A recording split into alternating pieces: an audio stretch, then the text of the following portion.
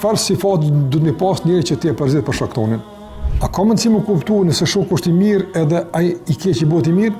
Në çfarë konteksti ka thënë pejgamberi sa në këtë hadith? A e ka më shumë në kontekst që i keq përfiton nga i miri, apo konteksti i keq i miri dëmton nga i keq? Para se me në shiku çka kime përfitu për ti, thush nëse unë fshak me dikon, çka ai përfiton për meje? A përfiton s'po nga devotshmëria jam, ka shumë të madhe ato. Me përfiton nga devotshmëria jam. A përfiton nga këshilla jam, unë pra i habiton i rri gati. Çka fiton për meje? Sjerrën me mua.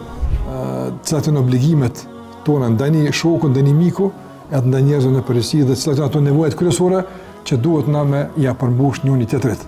Ligjërata të plota të serisë Minhaju Kasidin i gjeni të mërkurën për orës 18:30 në YouTube dhe në aplikacionin Enis Rama.